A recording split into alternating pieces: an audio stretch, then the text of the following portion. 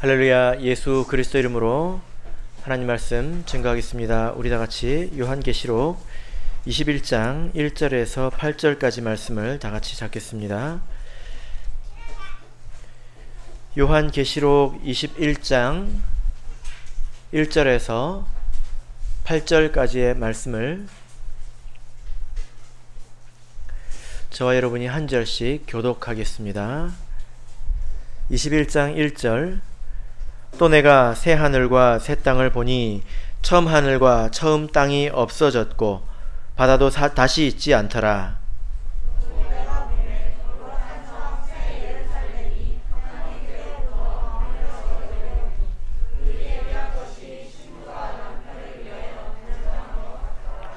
내가 들으니 보좌에서 큰 음성이 나서 가로되 보라, 하나님의 장막이 사람들과 함께 있음에 하나님이 저희와 함께 거하시리니 저희는 하나님의 백성이 되고 하나님은 친히 저희와 함께 계셔서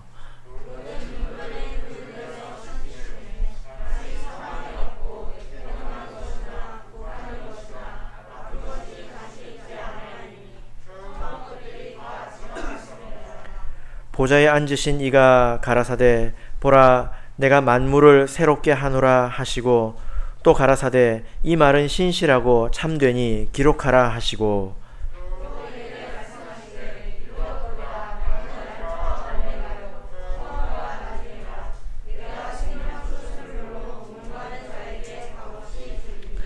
이기는 자는 이것들을 유업으로 얻으리라.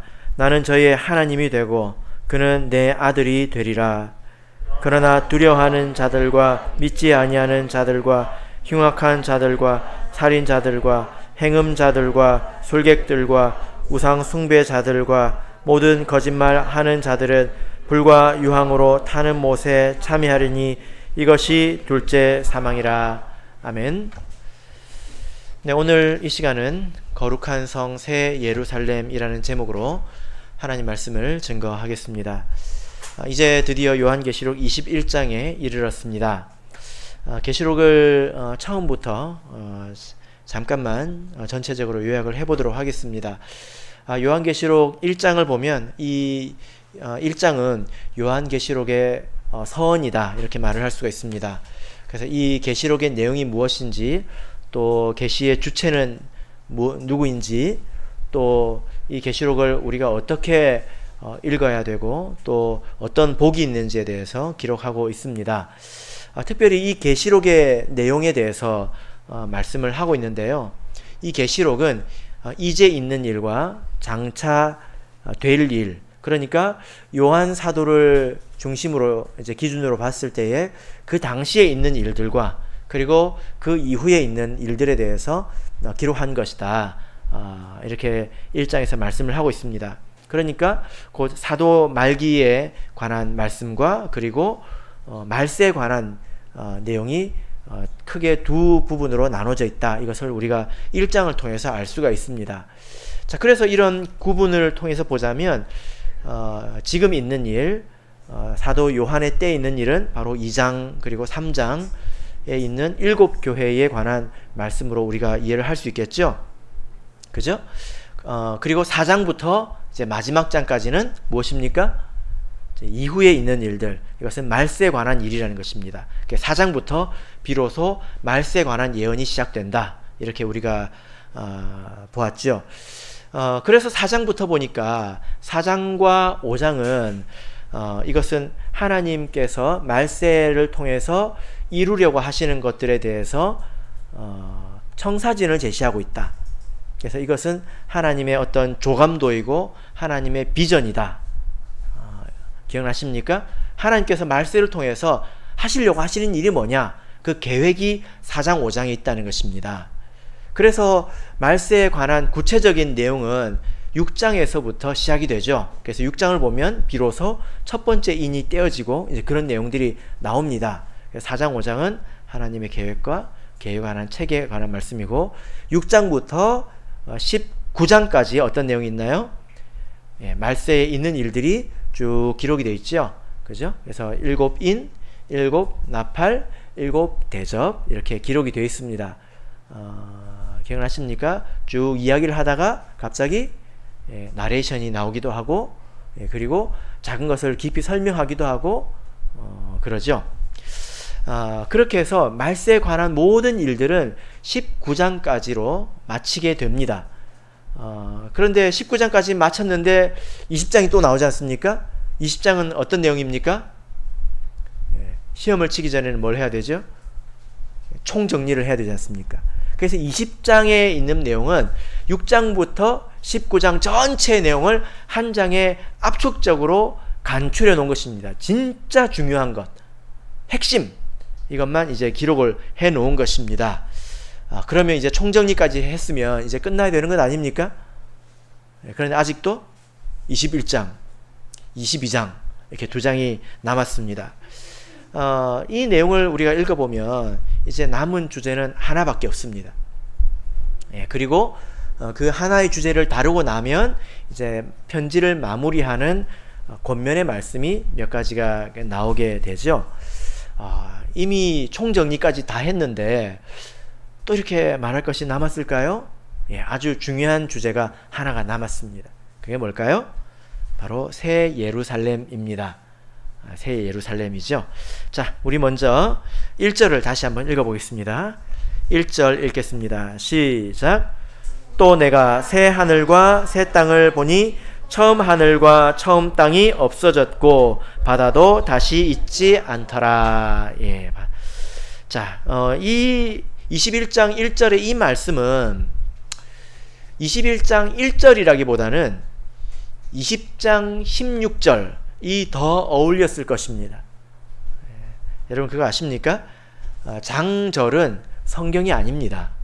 몇 장, 몇 절 나눈 것은 요한이 이제 21장 해가지고 적은 것이 아니라 후대의 사람들이 이 성경을 읽기 편하게 단락을 이렇게 나누어 놓은 것인데 때로는 잘못 이해해가지고 잘못 끊어 놓을 수도 있겠죠? 그래서 우리가 그런 것을 간혹 보기도 하는데 이 말씀이 이제 그 중에 하나입니다. 그래서 이 21장 1절의 말씀은 새로운 21장이 시작되는 말씀이라기보다는 20장의 끝절에 해당하는 말씀이다. 이렇게 보시면 더 좋겠습니다. 여기 보면 새 하늘과 새 땅이 나오는데 여러분 새 하늘과 새 땅은 무엇을 말할까요? 이것은 우리가 장차 들어갈 영원한 천국을 말합니다. 지금 우리가 밟고 있는 이 땅과 우리가 바라보는 하늘은 옛 하늘과 옛 땅이죠. 그죠? 옛날에 만들어진 것입니다. 그런데 앞으로 올 것은 새 하늘과 새 땅인데 이것은 영원한 천국을 말해요. 자, 베드로후서 3장을 보겠습니다. 베드로후서 3장 12절 13절을 보겠습니다. 베드로후서 3장 12절 13절. 자, 우리 큰 목소리로 함께 읽어보겠습니다. 시작. 하나님의 날이 임하기를 바라보고 간절히 사모하라. 그날에 하늘이 불에 타서 풀어지고 체질이 뜨거운 불에 녹아지려니와 우리는 그의 약속대로 의에 거하는 바 새 하늘과 새 땅을 바라보도다. 자, 여기 보니까 베드로 사도가 하나님의 날이 임하기를 사모하라 이렇게 권면하고 있습니다. 간절히 사모하라.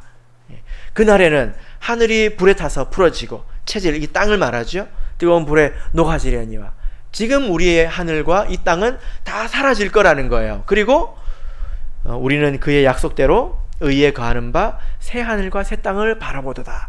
옛 하늘과 옛 땅이 사라지고 나야 새 하늘과 새 땅이 온다는 것입니다.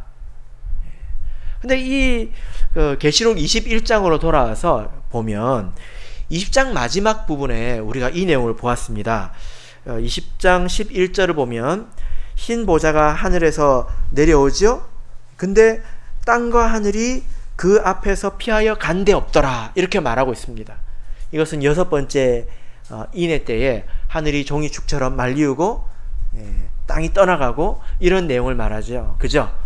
그래서 어떤 일이 생깁니까? 사람들이 자기 행위대로 심판을 받고 불못, 곧 두 번째 사망에 처해지죠. 그죠?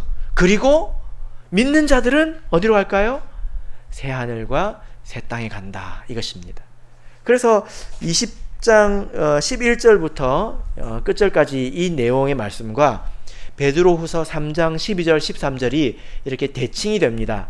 옛 하늘과 옛 땅이 사라지고 우리는 새 하늘과 새 땅을 바라본다 이렇게 말씀을 하고 있는 거죠. 여러분, 새 하늘과 새 땅은 어떤 곳일까요? 여러분들 우리가 지금 이 지구도 어떤 곳을 가면 참 기가 막히지 않습니까? 참 말로 표현하기 힘든 그런 곳들이 있잖아요. 그죠? 그런데 그곳이 아무리 훌륭하다 하더라도 천국에 비하면, 새하늘과 새 땅에 비하면 그것은 아주 누추한 곳입니다. 그래서 새하늘과 새 땅은 이 세상에 있는 말로는 묘사할 수가 없습니다. 새하늘과 새 땅이기 때문에 이 세상의 지금의 말 가지고는, 우리의 형용사로는 그것을 표현할 수가 없습니다. 그래서 여러분들이 무엇을 상상하시든지 천국은 그 이상이니까 여러분 기대하십시오. 그리고 이 세상에서 좋은 곳에 사는 사람들에 대해서 너무 부러워하지 마십시오. 우리는 그보다 더 나은 데서 이제 영원히 살게 되겠죠? 그죠? 예. 그렇게 꼭 되기를 바랍니다. 자, 이제 21장 1절까지 마쳤습니다. 그리고 2절부터 비로소 새 예루살렘이라는 새로운 주제가 등장하게 됩니다. 자, 2절 말씀을 읽어보겠습니다. 읽겠습니다. 시작. 또 내가 봄에 거룩한 성 새 예루살렘이 하나님께로부터 하늘에서 내려오니 그 예비한 것이 신부가 남편을 위하여 단장한 것 같더라. 예. 이제 새 예루살렘이라는 마지막 주제가 등장했는데, 이 말씀이 어디에까지 이어지냐면요, 21장 전체를 거쳐서 22장 5절까지 이르게 됩니다. 그러니까 상당히 분량이 많지 않습니까? 예. 우리가 그동안에 보았을 때 뭐 첫 번째 나팔, 두 번째 나팔 이런 것들은 한 두 절로 모든 것을 이렇게 설명했지 않습니까? 그런데 새 예루살렘은 도대체 얼마나 이것이 중요한 것이길래 이렇게 긴 말씀으로 설명을 하고 있을까요? 그리고 충분히 총정리까지 다 해놓고도, 그리고 나서도 이렇게 또 첨언을 하고 계실까요? 여러분, 새 예루살렘은 도대체 무엇을 말하는 걸까요? 여러분, 무엇이 새 예루살렘일까요? 여기에 한 가지 흔한 오해가 있는데, 이것은 천국을 말한다 라는 생각입니다. 그것은 이제 오해입니다. 왜 그렇게 이제 생각을 했을까? 제가 생각을 해보니까요, 21장 1절에 보니까 새 하늘과 새 땅이 왔어요. 나타났습니다. 이것이 천국이라는 것은 대체적으로 일치하는 견해입니다. 근데 천국에 하늘하고 땅만 있으면 우리는 어디서 살죠? 그러니까 뭐가 있어야 돼요? 집이 아니라 성 정도는 있어야죠. 우리가, 하나님께서 우리에게 예배해 주시는 건데 성 정도는 돼야 되지 않겠습니까? 그죠? 빨리 그렇다고 하세요. 우리가 천국에 들어가서 어디에 삽니까? 성에서 들어가서 사는 것입니다. 새하늘과 새 땅이 있고 성이 있는 것입니다. 아마도 이 장제를 나눌 때에 그런 개념으로 이렇게 쭉 나누지 않았을까, 이렇게 저는 생각을 해 보았습니다만은 이것은 오해입니다. 왜 그럴까요? 자, 요한이 본 것이 무엇입니까? 21장 2절을 보면, 내가 봄에 거룩한 성 새 예루살렘이 하나님께로부터 하늘에서 내려오니, 이렇게 말씀을 하고 있습니다. 그러니까 요한이 본 것은 이 새 예루살렘이 하늘에서 내려온다는 거예요. 하늘에서 내려오면 어디로 내려올까요? 하늘에서 천국으로 내려올까요? 좀 이상하지 않습니까? 우리가 쉽게 답을 찾을 수가 있는데, 자, 9절을 보시면, 21장 9절을 보시면 같이 읽어보겠습니다. 시작. 7대접을 가지고 마지막 7재앙을 담은 7천사 중 하나가 나와서 내게 말하여 가로되 이리 오라. 내가 신부 곧 어린 양의 아내를 내게 보이리라. 예.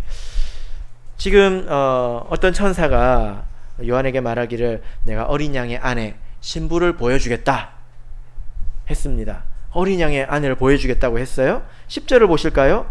그렇게 해서 누구를 보여줬을까요? 자, 10절 읽겠습니다. 시작. 성령으로 나를 데리고 크고 높은 산으로 올라가 하나님께로부터 하늘에서 내려오는 거룩한 성 예루살렘을 보이니. 예. 어린 양의 아내를 보여준다고 해놓고 그리고 나서 보여준 것이 무엇입니까? 성령으로 이끌어서 보여준 것이 무엇입니까? 예, 거룩한 성 예루살렘이죠. 거룩한 성 새 예루살렘입니다. 그래서 이것을 통해서 우리가 볼 수 있는 것은 어린 양의 신부는 새 예루살렘이라는 거예요. 그죠? 그러면 이 어린 양의 신부는 누구를 말할까요? 누가 어린 양의 신부일까요? 예, 우리가 이것은 이미 배운 적이 있습니다. 고린도 후서 11장 2절을 보겠습니다. 고린도 후서 11장 2절.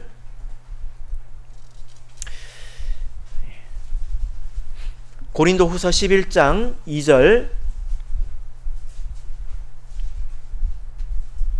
같이 읽겠습니다. 시작. 내가 하나님의 열심으로 너희를 위하여 열심 내노니 내가 너희를 정결한 처녀로 한 남편인 그리스도께 드리려고 중매함이로다. 예. 지금 여기서 바울 사도는 자기를 중매장이로 소개를 하고 있는데 누구와 누구를 중매하고 있는 것입니까? 예, 그리스도, 곧 예수 그리스도, 어린 양 예수 그리스도를 말합니다. 그러면 누가 이 그리스도의 아내가 되는 것입니까? 여기 정결한 처녀로 라고 말하고 있잖아요. 그죠? 이 정결한 처녀가 누구입니까? 너희들, 바로 고린도 교회 성도들을 말하는 것입니다. 그래서 우리가 이 새 예루살렘은 어떤 천국에 있는 어떤 그 건물을 말하는 것이 아니라 이 새 예루살렘은 곧 우리 성도들을 말하는 것입니다. 교회가 건물이 아니라 우리 성도들, 구원받은 성도들이듯이 이 예루살렘도 우리 하나님의 백성들을 말하는 거예요. 그런데 여기서 보면 새 예루살렘이라고 하고 있습니다. 왜 새 예루살렘이라고 할까요? 옛날 예루살렘은 저기 있죠? 비행기 타고 열 몇 시간 날아가면 있습니다. 그 예루살렘이 아니라 새 예루살렘입니다. 그리고 지금 거룩한 성이라고 말을 하고 있습니다. 그리고 이 말씀을 보니까 새 예루살렘이 신부가 남편을 위하여 단장한 것 같이 예비되었다, 이렇게 말씀을 하고 있습니다. 그러니까 이것은 결혼을 했다는 말입니까? 안 했다는 말입니까? 결혼하고 나면 신부라고 하나요? 예. 그러니까 이 모습은 우리 성도들이 이 땅에서 그리스도의 신부다운 모습으로 이제 드디어 준비가 되었다 라는 것입니다. 하나님의 백성으로서 온전케 된 모습을 일컫는다라는 거죠. 여러분, 제가 결혼식장을 가보니까 또 결혼하기 전에 우리 자매님들을 보니까 공을 들이지 않는 사람이 없더라고요. 하나같이 살 빼고요, 하나같이 피부 미용하고요, 그리고 머리도 합니다. 대충 가가지고 결혼식 치르고 오는 사람은 없더라고요. 이게 그 통념인 것 같습니다. 어떤 한 사람의 아내가 되기 위해서 이제 그 결혼식을 위해서 자기를 다듬어야 된다는 거죠. 그리고 여러분들 한번 생각해 보세요. 어떤 되게 훌륭한 신랑이 있습니다. 그러면 신부는 거기에 어울려야 된다, 이런 생각이 우리 가운데 있지 않습니까? 그러면 그리스도의 신부다운 신부가 되려면 그들이 얼마나 훌륭해야 되겠냐는 거예요. 그죠? 예. 그것처럼 교회가 비로소 준비가 되었다라는 것입니다. 여러분, 누가 신부 화장을 했는데 한쪽만 하고 가는 사람 있습니까? 그런 모습을 보면 사람들이 웃겠죠. 그죠? 지금 우리 모습이 사실 그렇다는 거예요. 그려져 가고 있는 그런 과정 가운데 있다는 것입니다. 그래서 지금 우리를 보면 웃기는 거죠. 하나님을 믿는 것 같은데 안 믿는 것 같기도 하고 그런 모습이 우리에게 여전히 있다는 것입니다. 그러나 이 새 예루살렘은 완전해졌다는 것입니다. 한번 생각해 보십시오. 그리스도의 파트너로 불림을 받기에 손색이 없을 정도라면 그들은 얼마나 아름다운 모습일까요? 그래서 이 모습은 우리가 처음 4장, 계시록 4장, 5장에서 하나님께서 청사진으로 제시했던, 기억나십니까? 하나님의 보좌에 환상이 있었죠? 그리고 그 보좌를 삥 둘러서 24보좌가 있었고, 그리고 그 가운데 24장로가 있었고, 내생물이 있었습니다.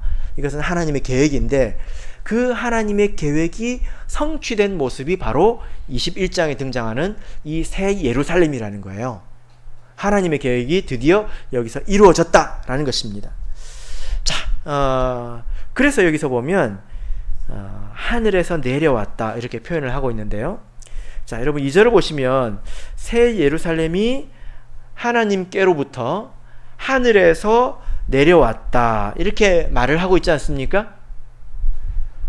이 표현 때문에 헷갈리는 것입니다.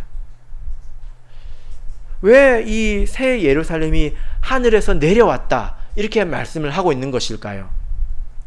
이것은 조금 이해가 필요합니다. 여러분이 생각할 때 무엇이 하늘입니까? 그냥 우리가 오늘 바라본 하늘만 하늘이 아니죠.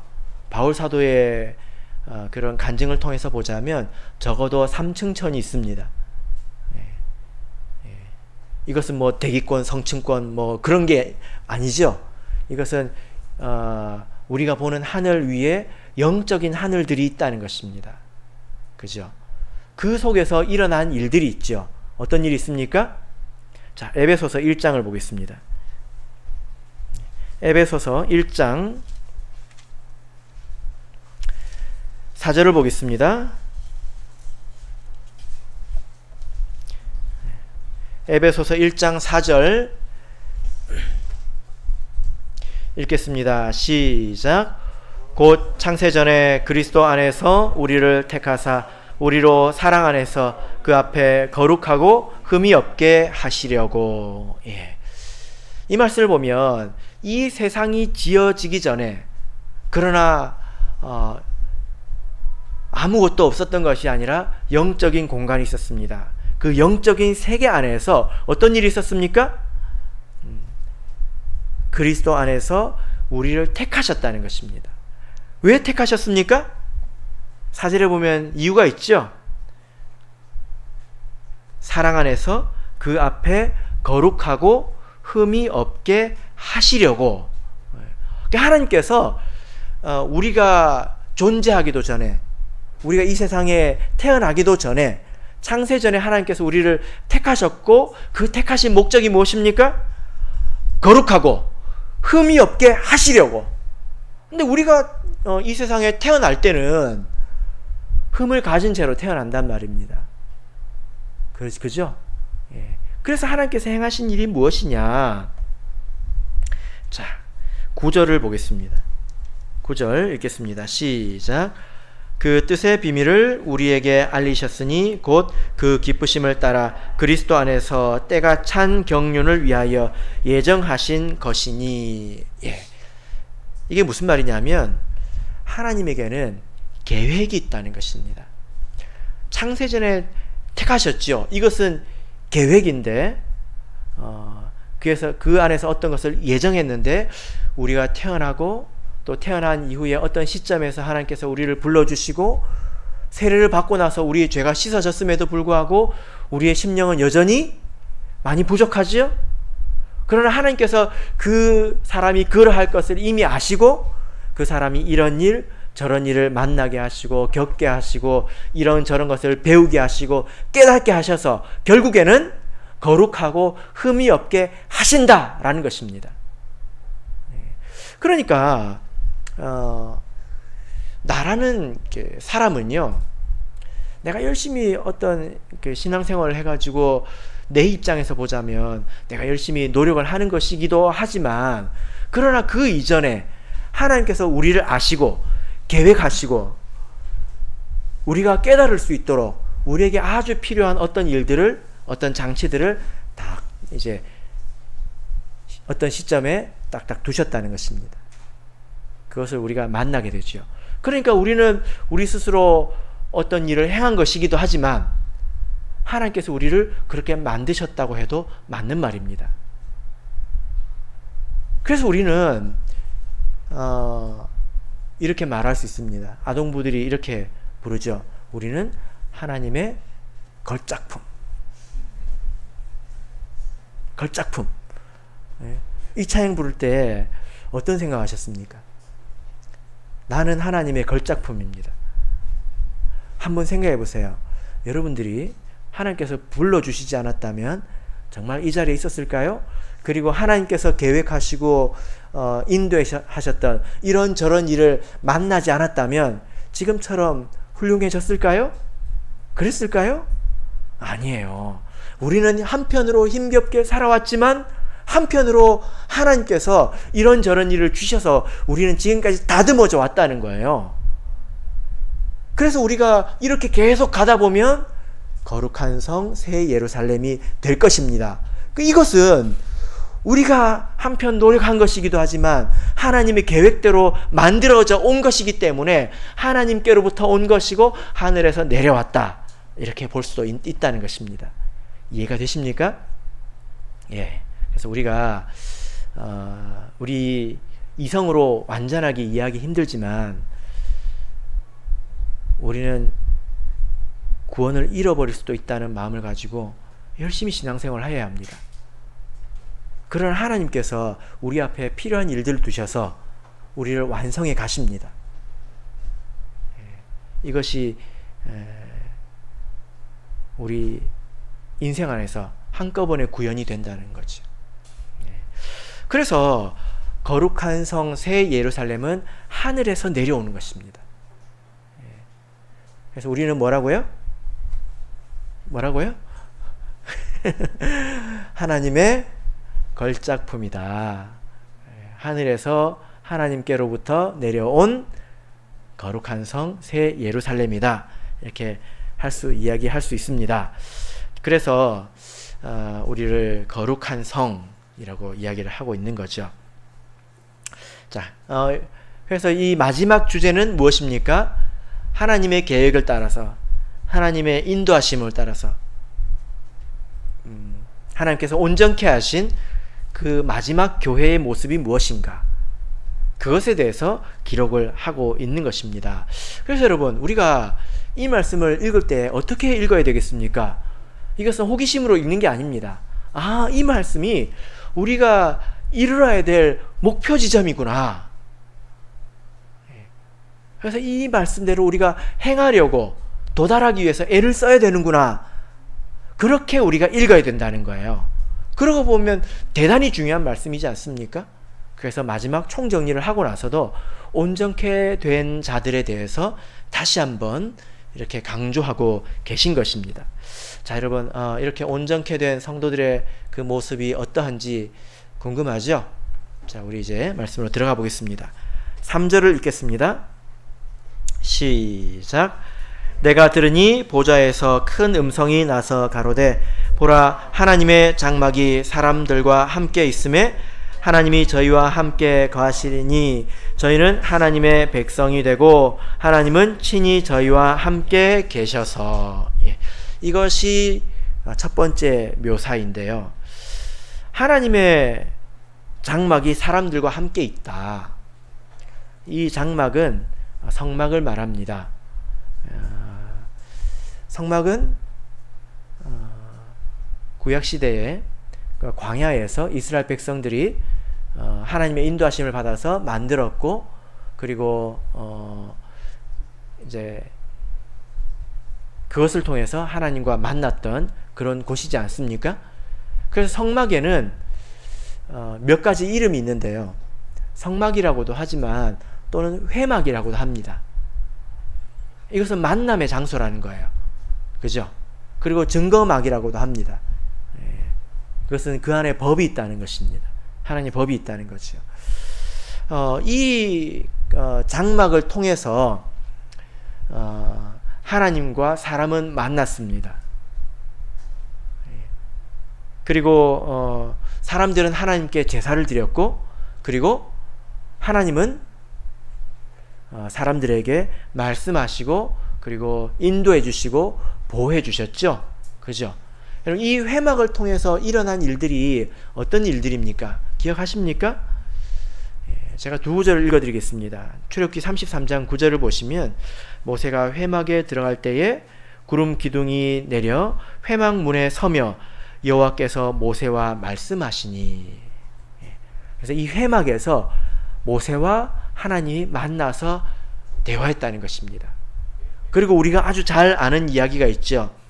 낮에는 여호와의 구름이 성막 위에 있고 밤에는 불이 그 구름 가운데 있음을 이스라엘의 온 족속이 그 모든 행하는 길에서 친히 보았더라. 그래서 이스라엘 백성은 이 회막을 통해서 하나님과 함께 했다는 거예요. 하나님은 이 회막을 통해서 백성들과 함께 했다는 것입니다. 그런데 여러분, 이 이스라엘 백성이 광야에서 40년간이나 살았지 않습니까? 한번 생각을 해보세요. 어느 날 뉴스에 기사가 났습니다. 어떤 기사가 났느냐? 저기 사하라 사막에 한 200만 명 정도 되는 사람들이 떠돌아다닌다는 거예요. 사하라 사막이 얼마나 큰지 아십니까? 우리나라보다 훨씬 크거든요. 아마 수십 배 될 겁니다. 그런데 그 속에서 수백만 명이나 되는 사람들이 심지도 않고 거두지도 않고 거기서 계속 돌아다닌다는 거예요. 그게 뉴스에 났어요. 여러분들이 그 기사를 읽으면 어떤 기분이 들겠습니까? 뭐 이런 사람들이 다 있나? 이런 생각이 들지 않겠습니까? 네. 그런데 어느 날 뉴스가 났어요. 그 사람들이 점점 우리나라로 가까이 오고 있대요. 어떤 기분이 드시겠습니까? 이게 광야에서 이스라엘 백성들의 소식을 들었던 주변 민족들의 그 기분이에요. 네. 이상하지 않습니까? 그래서 이 장막이라고 하는 것은 하나님과 그 백성들이 얼마나 친밀하게 있는가, 그리고 하나님께서 그 백성들을 어떻게 돌보시는가, 또 하나님의 백성들이 하나님을 어떻게 따르는가, 이것의 상징적인 표현입니다. 여러분, 이스라엘 백성들이 이제 그 출애굽기나 이 말씀들 읽어보면 이스라엘 백성에게 있어서 가장 큰 형벌이 뭔지 아십니까? 백성 중에서 내어 쫓으라, 이것입니다. 이것은 구름 기둥 밖으로 내어 쫓으라는 거예요. 그것은 곧 무엇입니까? 죽음입니다. 그러니까 그때 백성들은 죽기 살기로 쫓아다녔어요. 내가 이것에서 떨어진다면 나는 죽는 것이다, 그렇게 생각하고 쫓아다녔습니다. 그리고 하나님께서는 말도 안 되는 일들로 이스라엘 백성들을 친히 먹여 살려주시지 않았습니까? 그리고 주변에서 봤을 때 하나님과 백성 사이가 그런 관계라는 것을 사람들이 알았다는 거예요. 그런데 이스라엘 백성이 가나안에 들어가서는 어떻게 됐나요?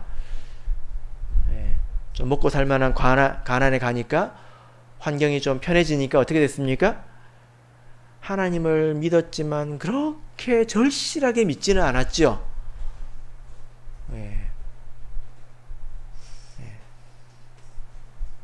그죠?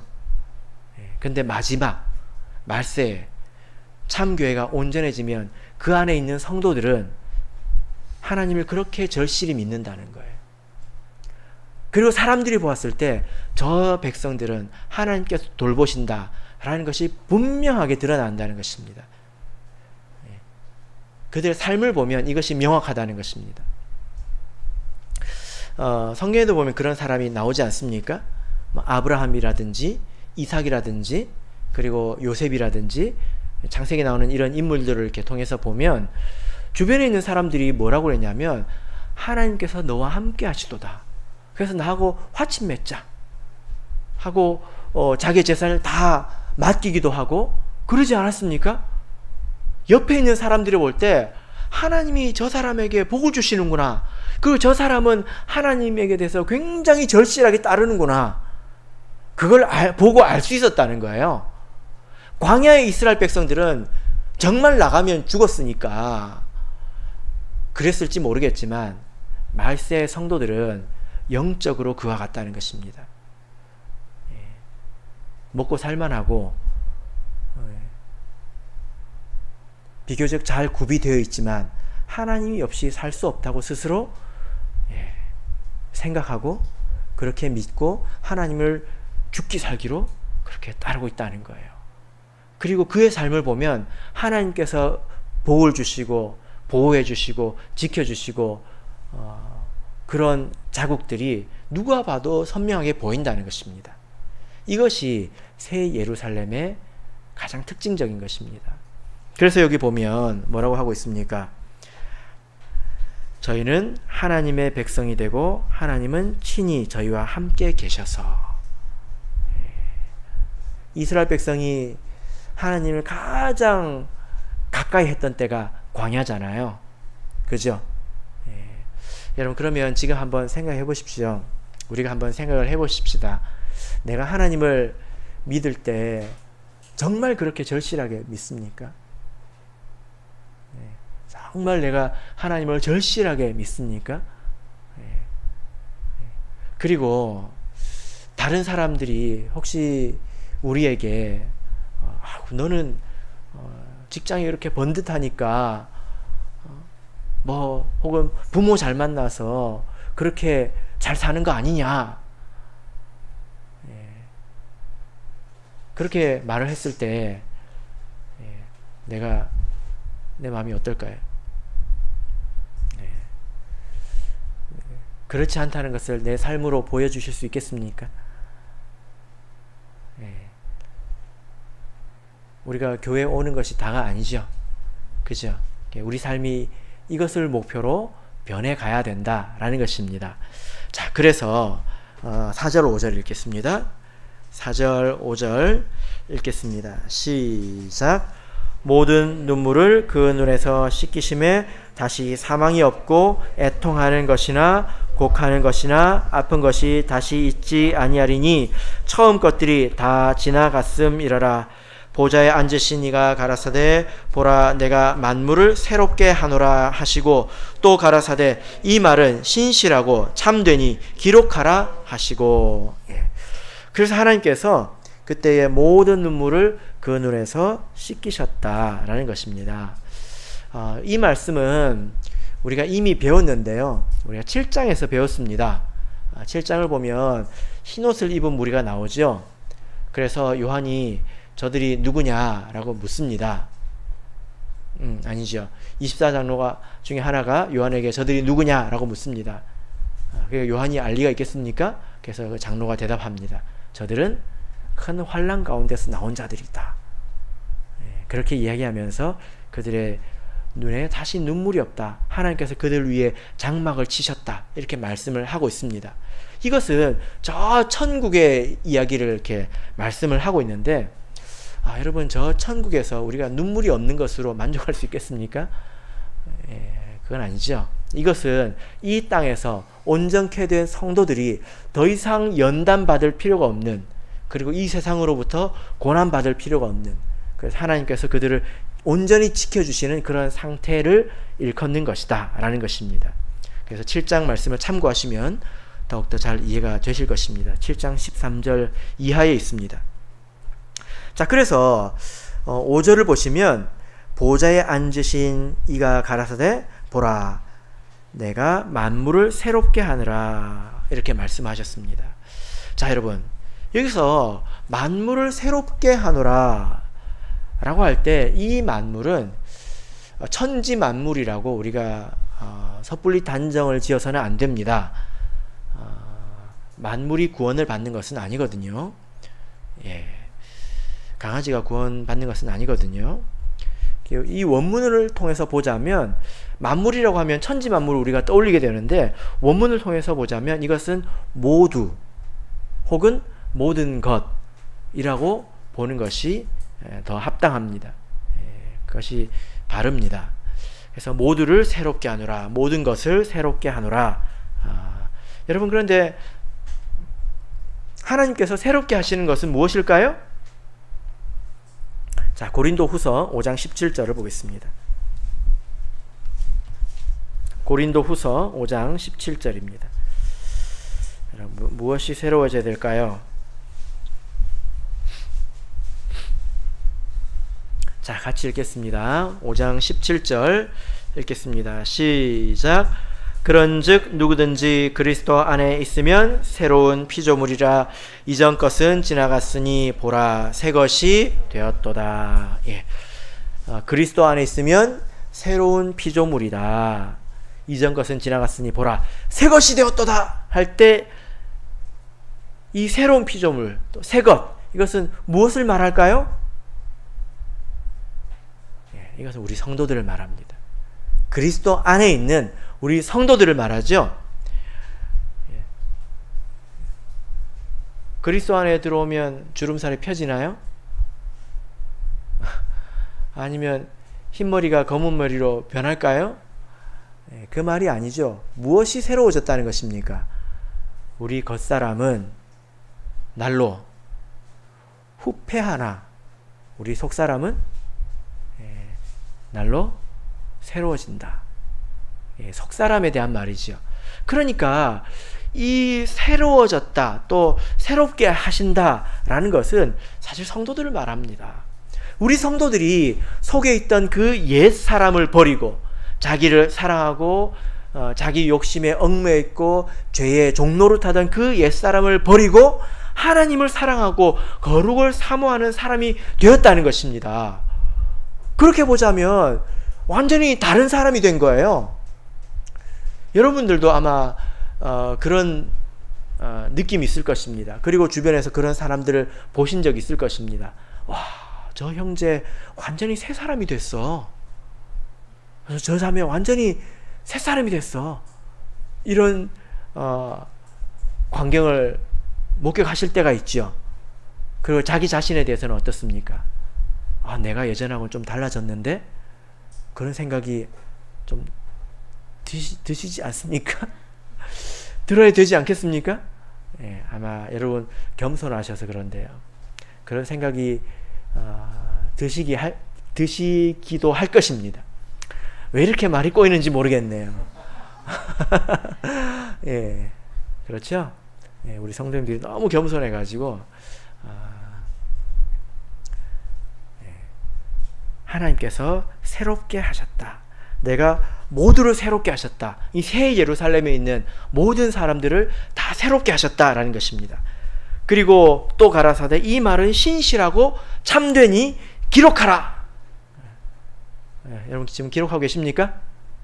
빨리 기록하세요. 뭘 기록해야 될까요? 하나님께서 처음부터 말씀하신 게 무엇입니까? 엉망진창인 사람들 불러다가 흠이 없고 거룩하게 하시려고 하셨던 것이 창세전의 계획이고, 그리고 이런저런 일을 만나서 우리 개떡 같은 사람을 불러서라도 이렇게 하루하루 변하게 하시고 마지막에 이렇게 반드시 변하게 하실 것이다 라는 것입니다. 이 말이 참되다는 거예요. 여러분, 그래서요, 우리가 해서는 안 되는 말이 있는데 그 중에 하나가 뭐냐면, 어떻게 사람이 온전해지냐. 그것은 하나님의 말씀, 그 말씀 중에도 가장 중심에 있는 말씀을 땅바닥에 던져버리는 말입니다. 자기가 지금 무슨 말을 하는지 모르고 하는 말입니다.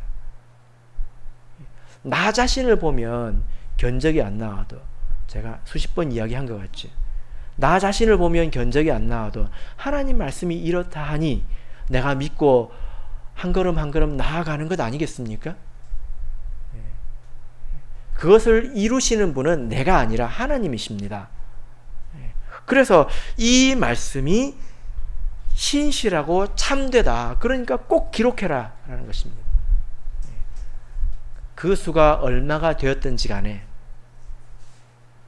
우리가 하나님을 사모한다면, 그 가운데서 그 약속을 믿고 의지한다면 우리가 그 자리에 이르게 될 것입니다. 그러므로 적당히 타협하고 신앙생활을 하면 안 되겠죠? 예, 그렇습니다. 그들이 결국에는 하나님의 위로를 얻는다는 것입니다. 자, 이제 6절 7절 읽겠습니다. 6절 7절 읽겠습니다. 시작. 또 내게 말씀하시되 이루었도다. 나는 알파와 오메가요 처음과 나중이라. 내가 생명수 샘물로 목마른 자에게 값없이 주리니 이기는 자는 이것들을 유업으로 얻으리라. 나는 저의 하나님이 되고 그는 내 아들이 되리라. 이루었도다. 이제 완성했다라는 거죠. 예, 무엇을 완성했을까요? 그 하나님의 계획을 완성했다는 것입니다. 알파와 오메가요. 그리고 처음과 나중이라. 이것은 시작하시고 마지막에 성취하시는 분이 하나님이다 라는 것입니다.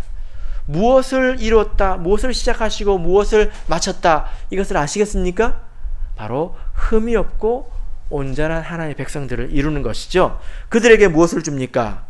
생명수 샘물로 유업을 주신다. 이것은 곧 영생을 말합니다. 네. 여러분, 그런데 여기 보면 이것을 받는 자들은 7절을 보니까 이기는 자들이라고 이렇게 말씀을 하고 있죠. 이기는 자들, 이기는 자들. 예. 그러니까 우리가 하나님의 어떤 주권적인 계획으로 우리가 하루하루 다듬어 가는 것이지만, 우리 입장에서 보자면 우리는 이기는 자이어야 된다는 것입니다. 이겼던 자가 아니라 이기는 자가 되어야 된다는 것입니다. 무엇에 대해서 이겨야 될까요?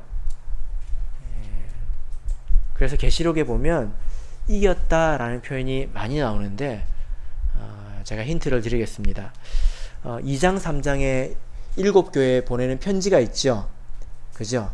그 교회에 관한 말씀이 있는데, 그 말씀 끝부분에 보면 항상 모든 교회에 이기는 자는 무엇을 주겠다, 이런 약속이 있습니다. 그럼 그 교회의 모습을 통해서 이긴다고 하는 것은 이런 것들을 극복하는 것이구나, 이것을 우리가 깨달아야 되겠죠. 그죠? 그래서 이 이긴다고 하는 것은, 이것은 믿음의 승리를 말합니다. 구체적으로 무엇을 말하는지 2장 3장을 읽어보시면서 다시 한번 묵상을 해보시기를 바랍니다. 그들이 곧 영생을 얻습니다. 그러니까 이 구원이라고 하는 것은 성도들의 그 승리, 땀과 노력이 있어야 된다는 것입니다. 어쩌면 우리 입장에서는 그것이 전부라고 생각하고 달려야 될지도 모릅니다. 그러나 하나님의 입장에서는, 하나님의 관점에서는 하나님께서 베풀어 주시는 그런 계획이 있다는 거예요. 왜냐하면 생각해 보세요. 사람들이 노력한다고 해서 다 구원을 얻는 건 아니거든요. 하나님께서 구원의 사다리를 앞에 놓아주셔야 사람들이 올라갈 수 있는 것 아니겠습니까? 그 두 가지가 같이 있어야 된다는 거죠. 근데 애석하게도 8절을 보시면 그 영생을 얻지 못하는 자들이 나옵니다. 8절 읽겠습니다. 8절 읽겠습니다. 시작. 그러나 두려워하는 자들과 믿지 아니하는 자들과 흉악한 자들과 살인자들과 행음자들과 술객들과 우상 숭배자들과 모든 거짓말하는 자들은 불과 유황으로 타는 못에 참여하리니 이것이 둘째 사망이라. 예.